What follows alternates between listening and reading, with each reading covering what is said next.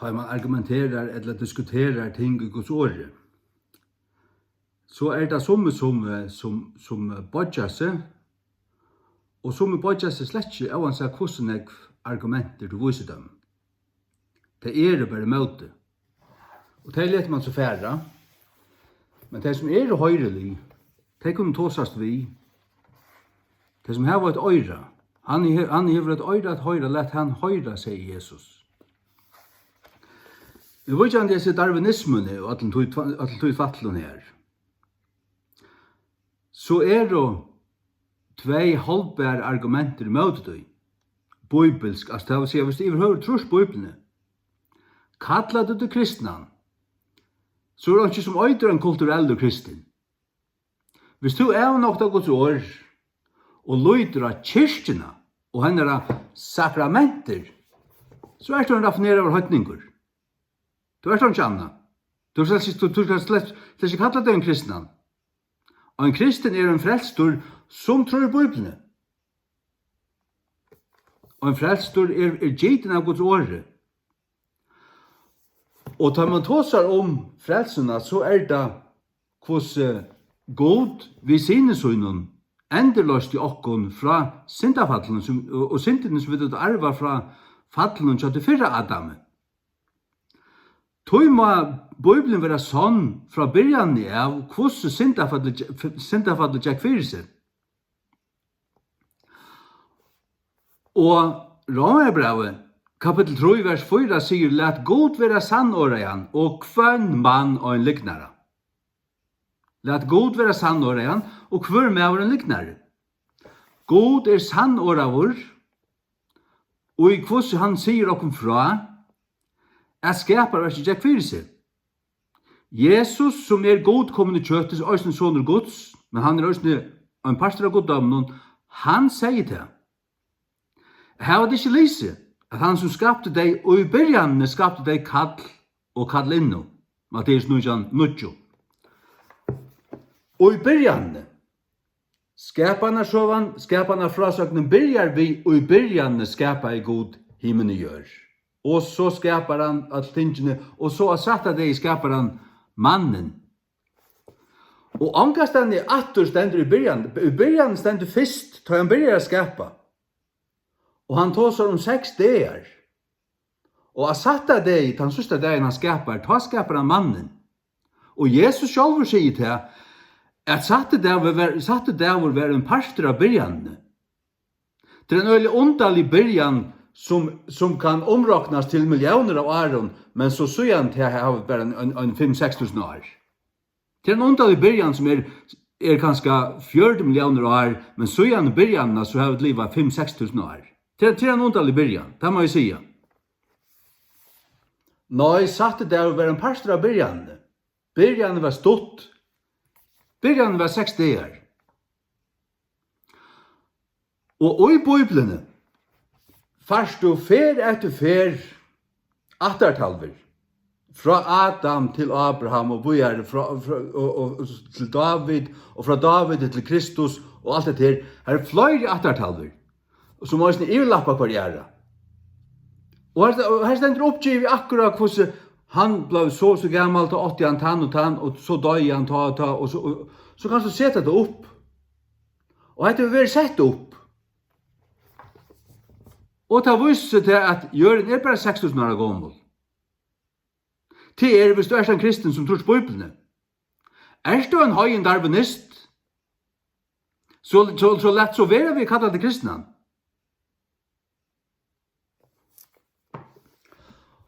At det det første.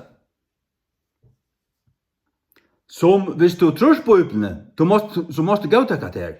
Til Jesus sier, her det ikke lyse, at han som skapte deg i byrjan.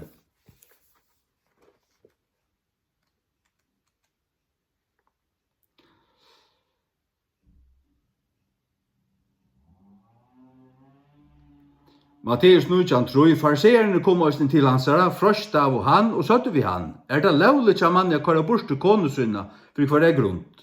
Og han sverre i seg vi tar, her var det ikke lyse, at han og gjør det til å byrja vi, gjør det til kall og kallinno. Jeg byrja vi, og i byrjan. Og i byrjan skapa I god.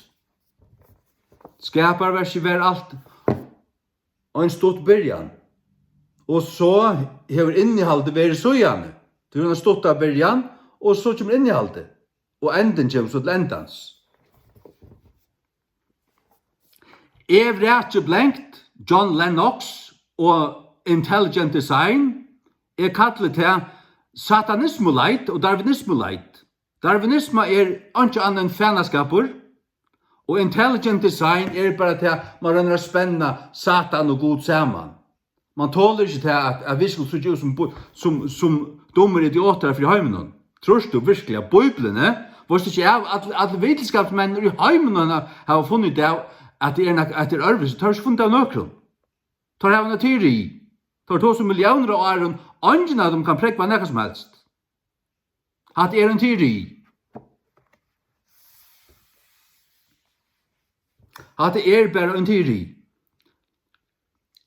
Og jeg tykker at du er god og skapt, heimen, tar han skapt han, så han skapt han sånn som han er.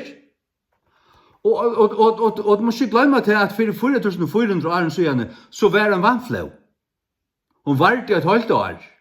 Og alt de hakste fjallene av hjørene var under. Av hjørene. Det var ikke en lokal flau, det var en hamsomfattende flau, som var det et halvt år. Kjelderen som ikke la djups bruste opp, og låker himmels åpnavust, god åpnet der, og det regnet I nyer, og vatten kom opp på hjørnet I østene, og alt flømte iver. Og tog det var øyland ekve leismalt, og at det gjør som en flåte, og så først som vattnet har sett seg, så er alt ordnet seg atter og flavund vårt, og hjørnet. Anna først trus du Bibelen, 100% akkurat som han eller det en kauhøyen høytningur, tøyter vel. Punkt nummer 2 som jeg vil nevne til her, at skaparna frasøknen løser okkom til og sier okkom til, at syndafallet kom først, og så kom deg. Deg kom årsak av syndafallet. Og tåsat om Intelligent Design, eller darwinisme, her som det bare en menning, og tjokken tusen av oss av Aron, så har du deg, Arne Sinten kommer inn. Du Sinten, det var en avvis hending, og så kom deg. Men hvis det skulle mennes til et avvust, så har du hatt flere atterlig, som har livet Arne, Adam og Evo. Og så har du haft deg, Arne Sinta, for at det kom. Og så gjør at Bibelen ånga mening. Så gjør Sinta for at det ånga mening. Og kunne vi ikke løyte av Bibelen fra byrjan av, hvordan hun sier at Sinta for at det hendte. Så kunne vi ikke løyte av nekka som helst anna. Hvordan endurløysingen og frelseverket var gjørst. Sinta, vi Sinta, ja, men altså, ja, det kan du forklare ut fra Bibelen hvordan synda for at det hendte. Men kunne vi ikke løyte av det, og kunne vi ikke løyte av Noah, flau, eller nekka som helst. Sart du, det kunne vi, og det gjør jeg, så 100%. Og vi kunne ikke lurste etter, og det er det som jeg vil si, at det lurste ikke etter nøkron, som ikke tror Bibelen er permo I permo. Du er en veiker kristen. Du er en verslig kristen. Du kan ikke være sterk hvis du er over trust. Hamsens voisen som liggen.